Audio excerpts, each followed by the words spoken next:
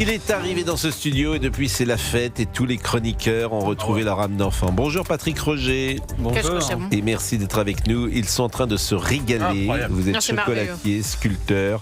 Vous avez sans doute réussi à transformer le chocolat en art de vivre. Oui. Oui, en plaisir. Et vous êtes avec des œufs de Pâques. Alors il y a l'œuf poule endive noir, il y a l'œuf endive, l'œuf de poule endive lait, il y a l'œuf lisse noir, il y a l'œuf lisse lait, il y en a plein, l'œuf coquille au praliné, parce que c'est le week-end le plus important pour vous. Ah mais il est important. C'est surtout au niveau esthétique, c'est vraiment sympa. C'est comme ça que je commence. Je pense que c'est comme les vitrines des grands magasins. Il faut que ce soit beau. Si c'est beau, c'est bon, normalement. Et puis après, c'est parti. Bon, est-ce que c'est le week-end, je disais, le plus important pour votre maison, plus encore que Noël ? Non, c'est Noël qui est numéro 1. Ah, je pensais que c'était... Noël, 30% de l'année. Et Pâques, c'est 5 à 6%. Mais par contre, ça nous mange 20% de notre temps.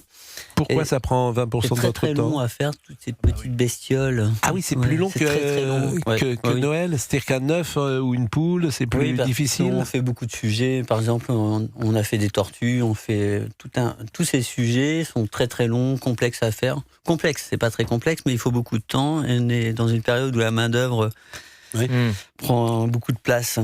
Le luxe, c'est le temps. Qu'est-ce que vous vendez beaucoup à Noël ? Ce qu'on vend beaucoup, c'est la friture, bien sûr, et puis des œufs tout simplement aussi simples que bons. Ça, c'est le principal.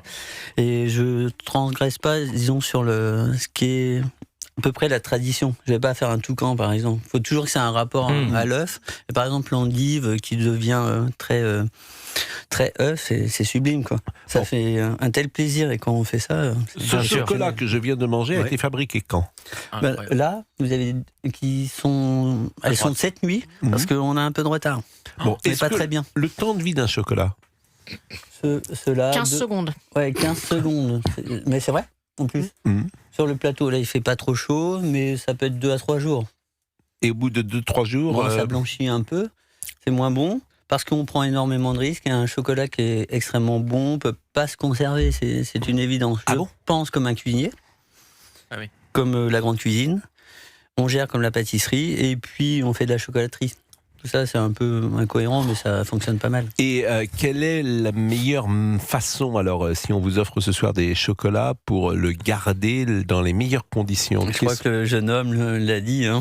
Lequel ? Quel jeune homme ? Fabien Teniente ? Un jeune homme. Qu'est-ce qu'il doit faire ? Qu'est-ce qu'il a dit, monsieur ? Changer d'huile. On mange. Non, mais si on mange toute la boîte.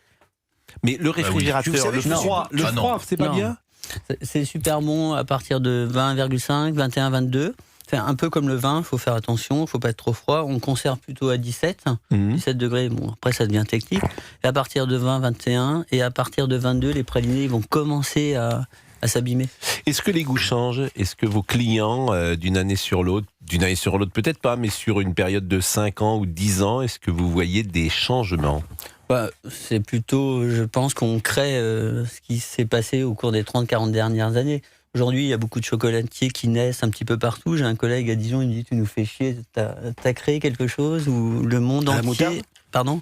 Oui, j'y ai fait un chocolat cassis moutarde d'ailleurs, pour que ça lui monte au nez un peu. Et j'ai surtout... on a créé une tendance aussi, et le monde a suivi ce que l'on fait à Paris. Parce que vous savez, au Pays Basque, il y a 2 chocolatiers que vous connaissez, Pagès et Adam, et ils font au piment d'Espelette. Aussi, Mais alors, par exemple, ce chocolat-là que j'ai, qui est blanc et jaune... C'est un œuf sur le plat.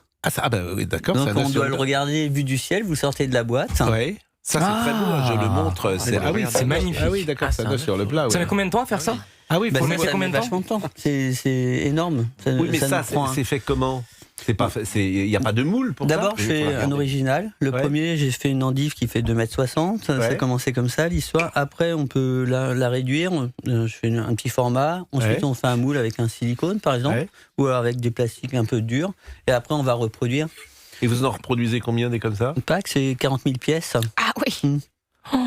Et les petits sujets, mais c'est beaucoup moins important, environ 800 000 chocolats. Noël, c'est 4 millions. souvent je dis. Vous allez faire 40 000 œufs sur le plat comme celui-là? Non. Global. Oui. Ah non, ça c'est beaucoup plus. C'est 800 000 à peu près. 800 000 pièces. C'est incroyable. C'est pas énorme.